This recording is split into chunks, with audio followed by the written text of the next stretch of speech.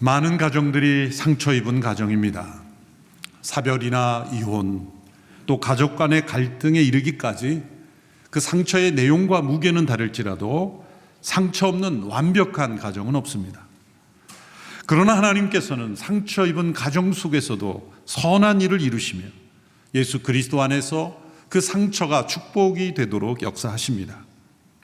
세상 사람들은 깨어진 그릇은 내어버리지만 하나님께서는 깨어진 그릇을 다시 빚으셔서 더 귀하고 값진 그릇으로 세우시는 선한 일을 행하십니다.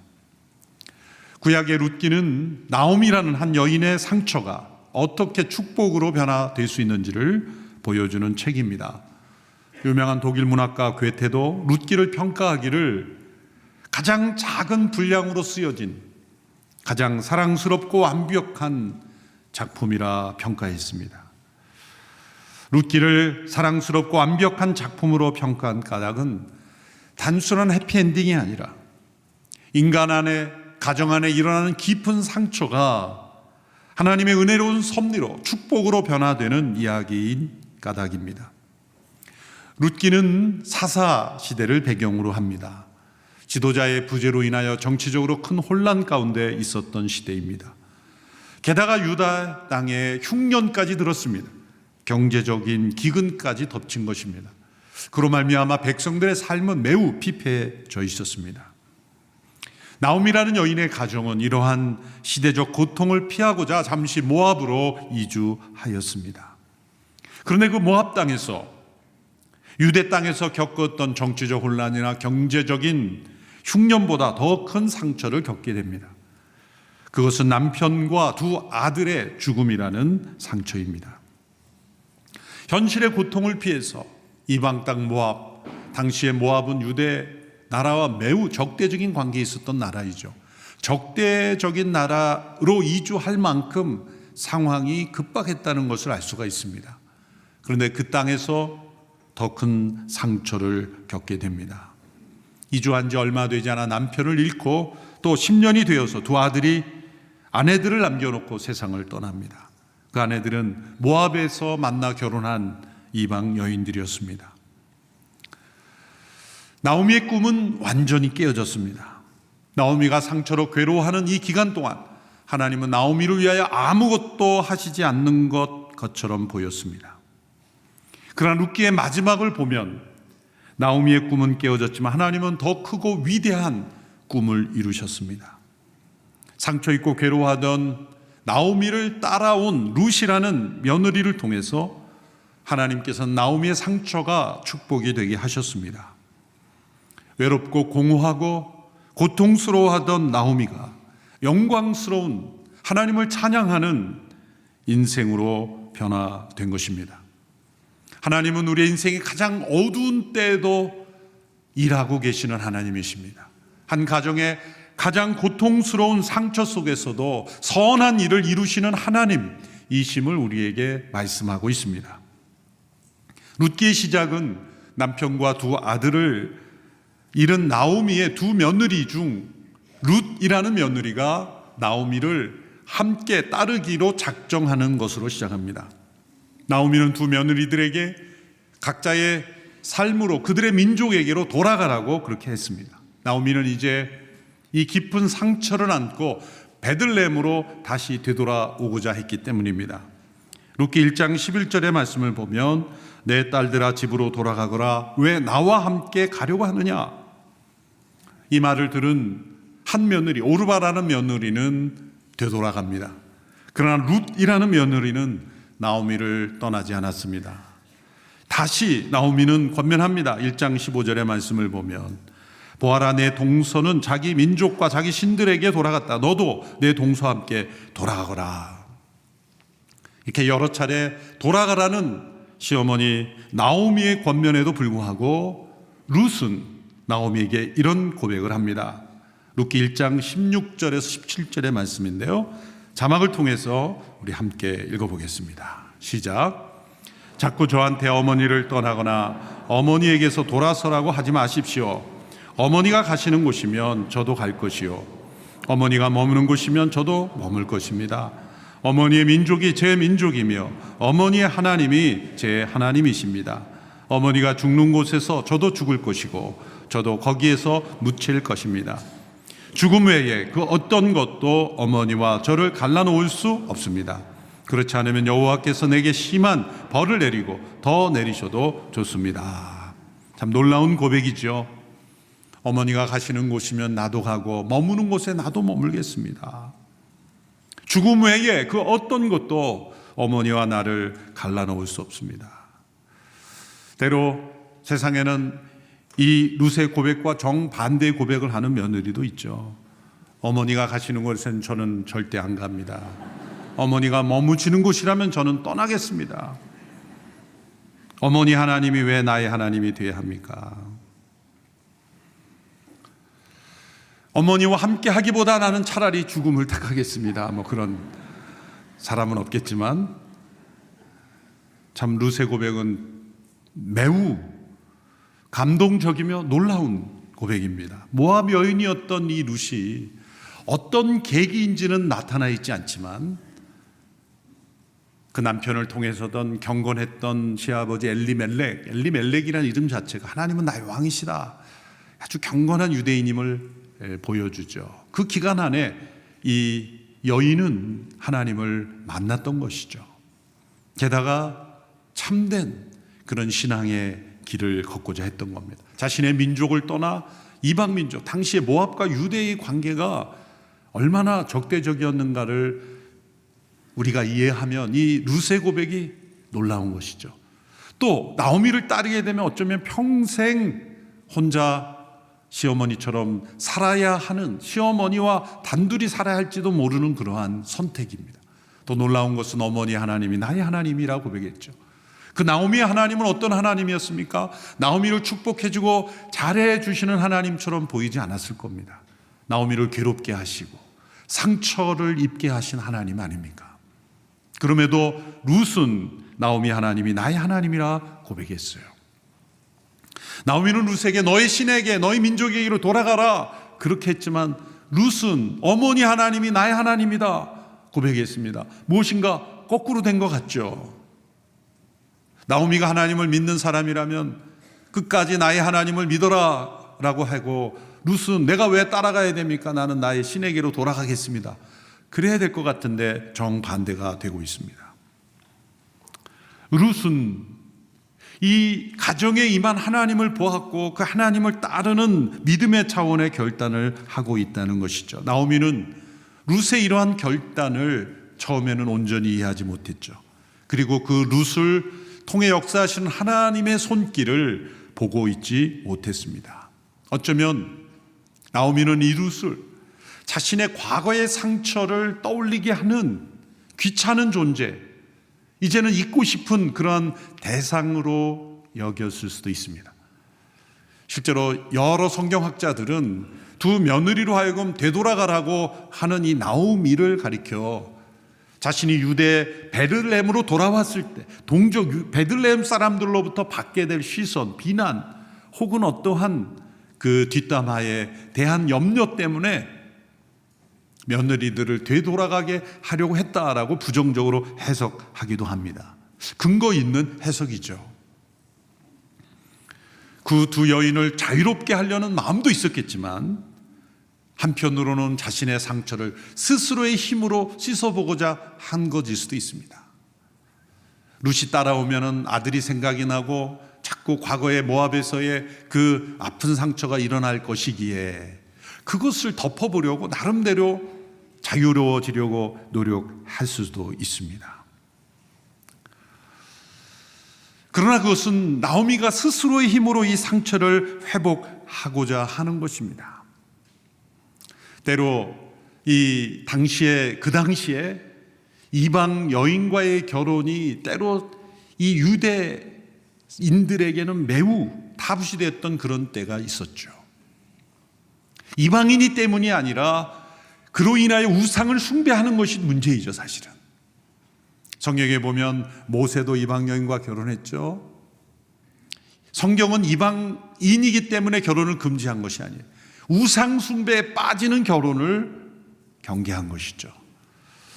이제 오늘날에는 이 국제화된 시대에서 타 민족과 결혼하는 것이 이제는 많이 와는, 여전히 어느 가정에서는 그런 것을 부담스러워하는 그런 가정도 있긴 합니다. 그러나 마음을 열어야 합니다.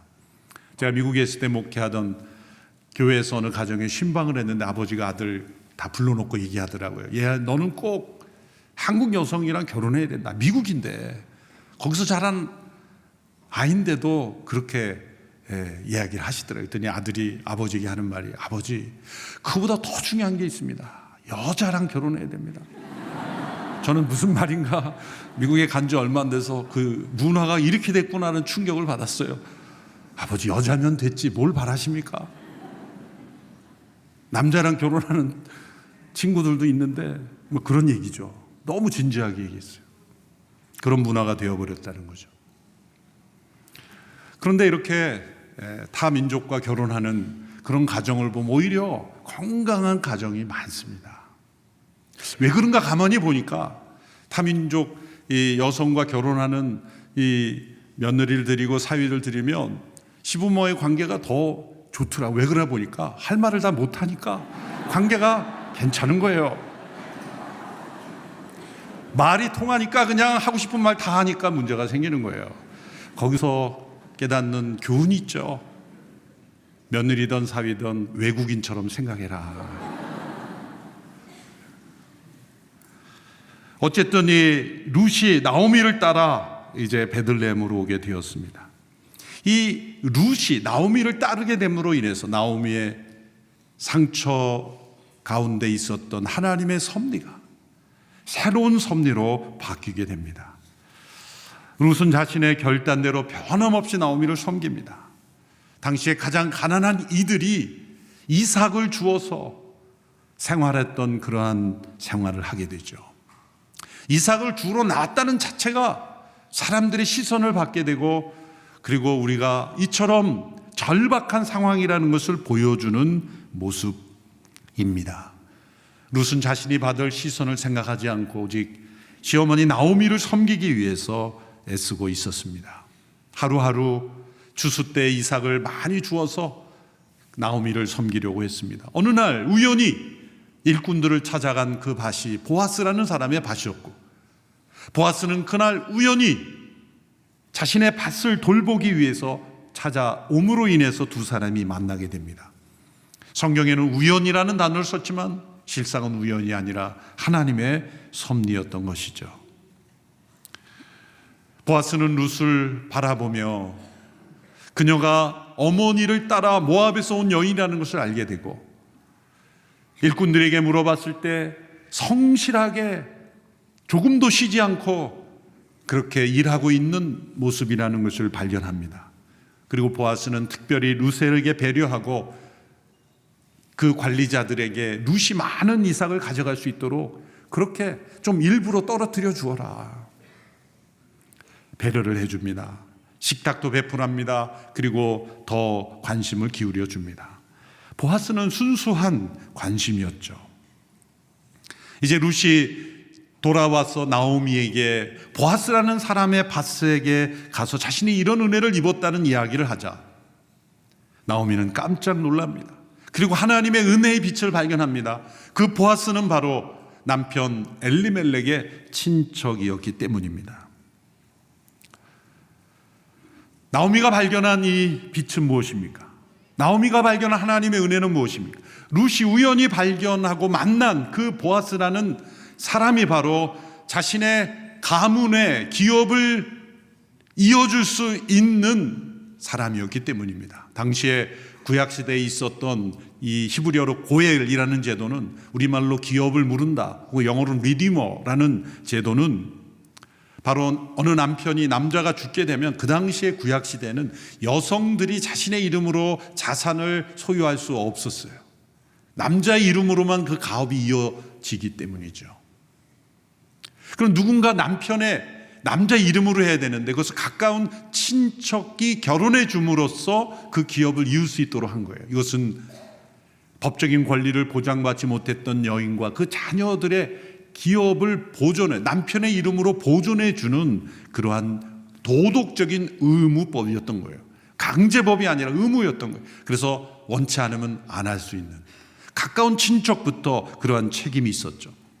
또 한편으로 이스라엘이 그 제도 가운데는 신년 제도가 있었죠. 50년이 되면 원래의 소유주의로 다 돌아갈 수 있는 것입니다. 그 사람이 능력만 되고 그것을 다시 사겠다고 하면 다시 돌려주어야 하는 것이죠.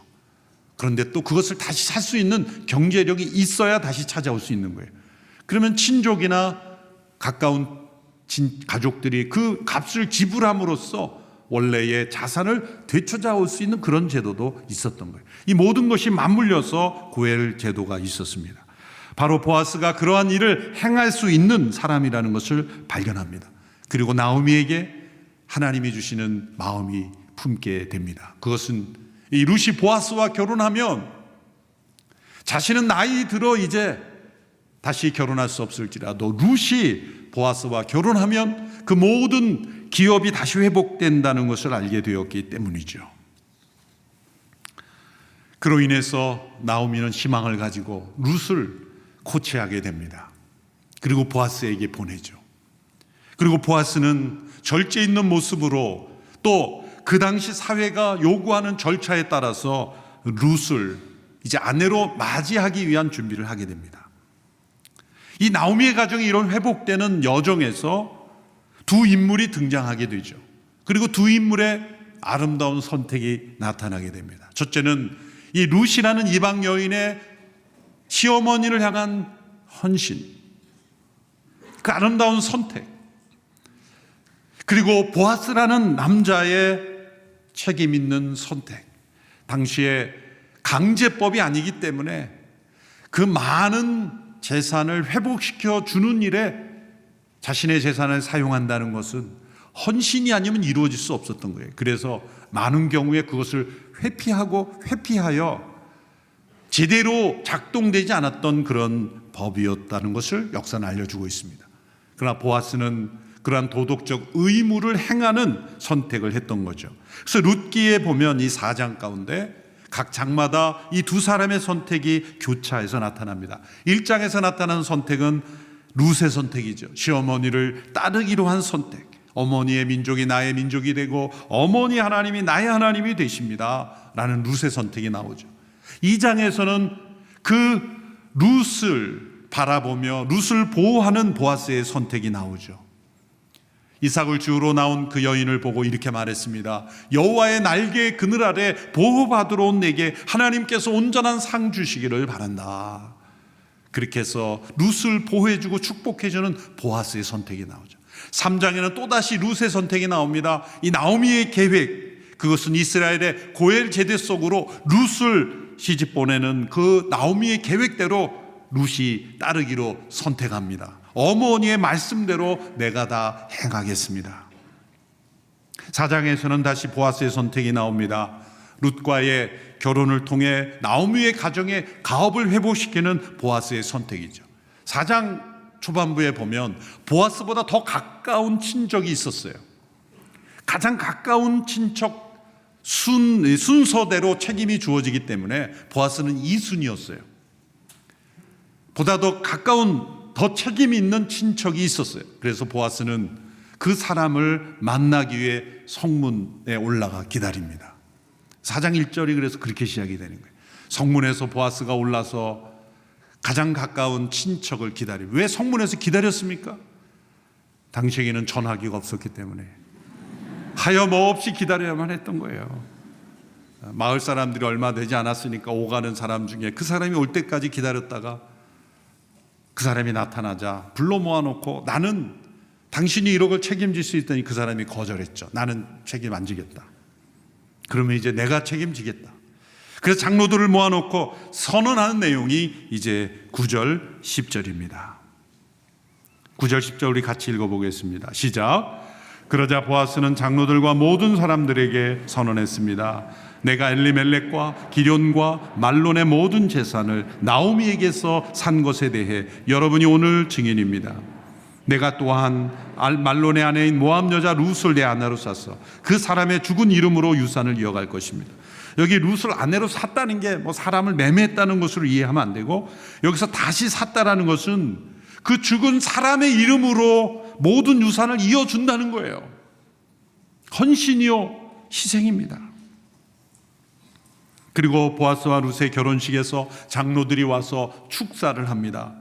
그런데 그 축사의 내용이 특이합니다. 11절 12절에 보시면 제가 읽어보겠습니다.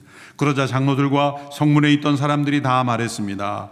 여호와께서 당신 집에 들어올 그 여자를 이스라엘의 집을 세운 라헬과 레아처럼 되게 하시기를 바랍니다. 또 당신이 에브라스에서 잘 되고 베들레헴에서 이름을 떨치기 바랍니다. 여호와께서 그 젊은 여자와 당신에게 주실 그 씨를 통해 당신의 집안이 다말이 유다에게서 나온 베레스의 집안처럼 되기를 바랍니다. 여기 구약의 두 이야기를 예로 들어 축사하는데 두 이야기가 사실은 축복하는 내용에 이런 이야기가 왜 들어갈까라고 의아한 이야기죠. 라헬과 레아 얘기는 야곱의 두 아내요 자매였죠. 서로 아이를 낳는 그런 경쟁처럼 보이는 별로 아름답지 못한 이야기입니다. 그런데 왜 이 이야기를 축사에 넣었을까요? 라헬은 아이를 낳지 못했습니다. 그런데 이제 요셉과 베냐민을 주시는 축복이 있었던 것처럼 이제 보아스와 룻에게서 이 자녀가 출생되는 축복이 있을 것을 바라고 있다는 거예요. 두 번째는 다말과 유다의 관계를 예로 들었습니다. 유다와 다말은 시아버지와 며느리의 관계죠. 왜 이야기를 또 말하는 것일까요? 그런 끔찍한 이야기를 왜 이 축사에서 거론하는 것일까요?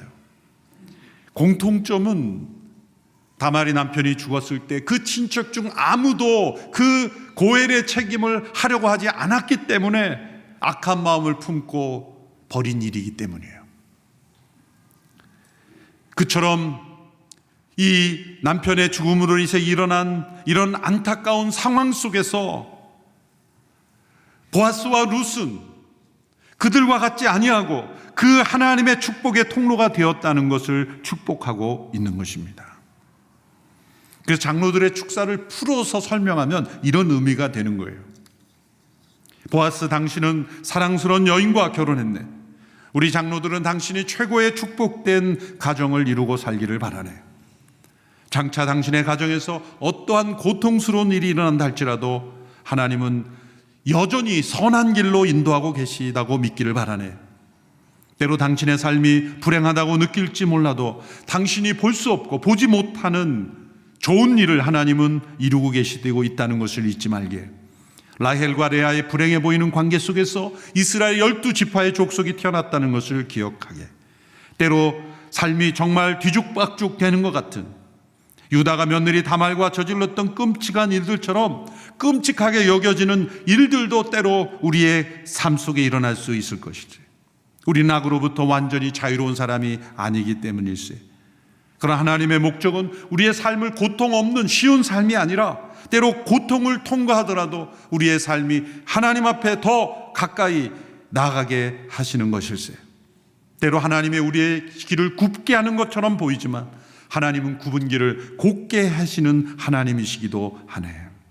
하나님이 버리신 것 같은 때에도 하나님은 여전히 함께 하시며 아주 세세한 부분까지 관여하고 계심을 믿어야 할 것일세. 이제 당신이 룻과 결혼함으로 나오미가 상처 입은 그 모든 것도 하나님이 함께 하셨고 더 중요한 일을 행하고 계시다는 것을 당신의 결혼을 통해 말씀하고 계신데, 이제 당신이 불행하다고 느낄 그때에 하나님이 더 큰 행복을 준비하고 계시다는 것을 우리는 믿게 되었다네. 이런 이야기로 해설될 수 있는 거예요. 구약의 가장 끔찍했던 그런 두 개의 스토리 마저 하나님은 선한 일을 이루신다는 것, 우리의 가장 상처 있고 아픈 고통 속에서도 하나님은 새로운 선한 일을 이루고 계시다고 믿는 중요한 결혼이 될 거라는 겁니다. 이러한 축사를 받고 결혼한 지 어느 날 보아스의 집에서는 아기의 울음소리가 들렸습니다. 아기의 출생을 기다렸던 여인들은 기뻐 하나님을 찬송합니다. 14절 15절의 말씀을 우리 같이 읽겠습니다. 시작. 여자들이 나오미에게 말했습니다. 여호와께 찬양을 드립니다. 여호와께서 오늘 당신에게 대가 끊어지지 않도록 자손을 주셨습니다. 그가 이스라엘 가운데 이름을 떨치기를 바랍니다. 그가 당신 인생을 회복시키셨으니 노년의 당신을 보살펴 줄 것입니다. 당신을 사랑하는 며느리이자 7 아들보다 나은 그 며느리가 그를 낳았으니 말입니다. 당시에 아들을 중요시하던 그 시대 7 아들보다 나은 며느리라는 것은 최고의 칭찬이죠. 이 여인들은 나오미가 돌아왔을 때 이는 나오미가 아니냐 수군대는 그런 여인들이었습니다. 이제 그 여인들이 나오미에게 역사하신 하나님을 찬송하고 있습니다. 룻기 마지막에 족보가 나옵니다. 그것은 이 보아스와 룻을 통해 태어난 이들이 누구인가를 밝히고 있죠. 그 두 사람을 통해 오벳이 태어났고, 오벳을 통해 이새가 태어났고, 이새를 통해 다윗이 태어났다. 결국 메시아의 조상인 이 다윗의 출생의 조상이 되었다는 것이죠. 우리는 이 족보를 바라볼 때 2가지 관점을 가져야 합니다. 하나는 항상 과거의 족보로 바라보는 것이죠. 조상이 누구였는가, 그 조상이 나에게 어떤 영향을 미쳤는가, 그것도 우리는 늘 참고해야 합니다. 그러나 거기에 묶여서는 안 됩니다. 과거에 조상이 이렇기에 나의 인생이 이렇게 비참하다, 왜 우리 조상들은 그런 조상이기에 나를 불행하게 만들었는가 라는 관점으로 족보를 보는 것입니다. 룻기의 마지막에 나오는 족보는 우리에게 무엇을 의미합니까? 미래의 족보를 내다보라는 것입니다. 과거의 족보를 바라보고 절망하고 좌절하지 말고, 나의 조상은 어떤 사람이었는가를 가지고 내 인생을 평가하지 말고, 나는 어떤 조상이 될 것인가, 나는 어떤 후손을 남기는 조상이 될 것인가, 나는 어떤 미래의 족보를 기록할 것인가를 바라보라는 것이죠. 보아스와 룻을 통해 태어난 자손 가운데 하나님의 구원 역사를 이루는 다윗의 우선 예수 그리스도가 태어나셨습니다. 나오미가 흘린 상처 속에 흘린 눈물은 메시아의 족보를 쓰는 잉크가 되었던 것입니다. 우리 인생에 일어나는 상처를 나만이 해결할 수 있고 내가 해결해야 되는 상처로 끌어안지 마시라는 거예요. 예수 그리스도 안에서 하나님의 관점으로 나의 상처를 보라는 거죠. 그리고 아름다운 선택을 해가는 것입니다. 우리가 이 땅에서 할 수 있는 최고의 헌신, 최고의 사랑, 최고의 인내를 우리가 해나간다면 하나님은 우리의 선택을 통하여 새로운 미래를 여는 미래의 족보를 만들어 가신다는 거죠. 우리의 상처가 축복이 되는 역사를 하나님은 이루신다는 것입니다. 하나님은 좋으신 분입니다. 상처가 축복이 되도록 역사하시는 그 하나님을 바라보며 우리가 믿음의 선택을 해나가는 우리 모두가 되기를 축원합니다. 기도하겠습니다. 살아계신 하나님, 나오미의 가정에 상처가 축복이 되도록 역사하신 하나님께서 우리 모든 성도님들의 가정에서 끌어안고 있는 모든 상처가 축복이 되는 역사가 일어나게 하여 주옵소서. 상처 속에 힘들어하고 낙심하고 절망하지 않게 하여 주옵소서. 상처를 주님의 십자가 앞에 가지고 나아가 하나님의 은혜로운 섭리의 통로가 되게 하시고, 그리고 우리가 생각하지 못했던 새로운 선한 일을 이루시는 하나님의 통로가 되게 하여 주옵소서. 예수님의 이름으로 기도하옵나이다. 아멘.